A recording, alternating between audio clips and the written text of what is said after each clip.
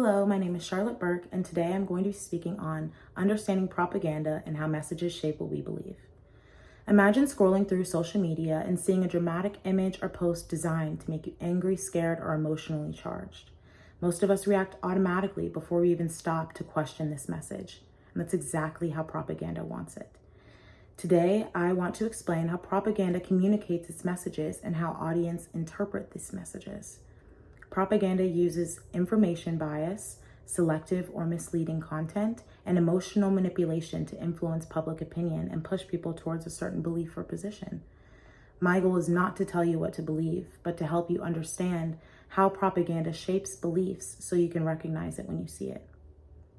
Propaganda relies on bias and selective information. Propaganda is not neutral. It is designed intentionally to persuade.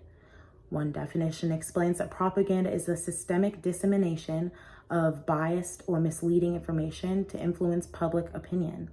In other words, it presents information in a way that only supports one side, even if that means leaving out important facts. Propaganda is also different from advertising. Advertising tries to sell a product, but propaganda tries to sell an idea. And ideas are harder to verify, which makes people more vulnerable to manipulation. According to the communication researcher William Gondry, propaganda is a deliberate attempt to persuade people to think and behave in a desired way. This shows that propaganda is not accidental. It has a goal, a direction, and often a political or ideological purpose. Propaganda often hides inside everyday communication, including education and media. Some propaganda is very obvious, but a lot of it is very subtle. It can appear in institutions we trust, like schools, entertainment, or culture.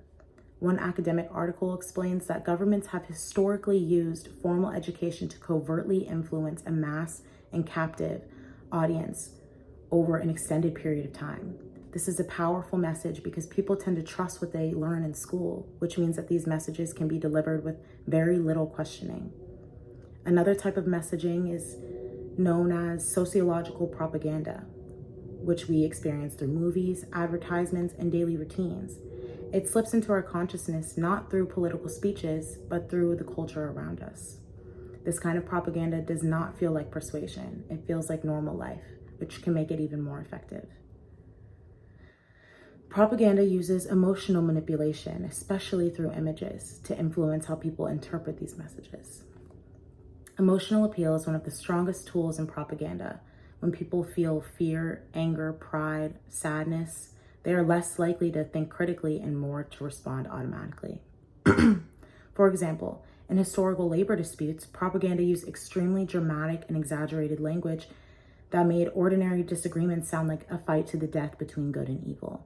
This kind of messaging pushes people to take sides emotionally, not logically. But emotional manipulation goes far beyond words. Images play a major role.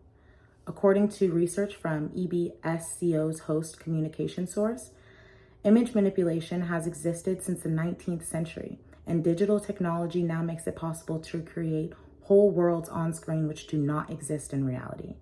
This means images we see online, in ads, or even in the news stories might not reflect reality at all. Visual propaganda is effective because people naturally trust what they see.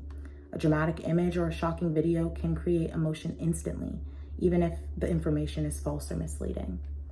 And I have an example from World War II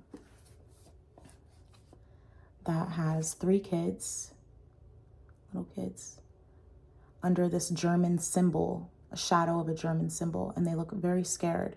And it reads, "Don't let that shadow touch them, buy war bonds." So they're basically implying that if the German shadow touches them, their children are in danger. So they need to buy war bonds to protect their children. This is using fear to get people to buy war bonds. This was very effective, especially in America during World War II.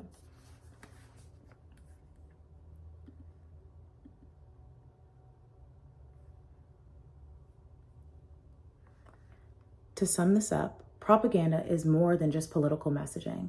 It is a powerful form of communication designed to influence how people think and feel. Today, we looked at 3 key points. Propaganda uses biased and selective information.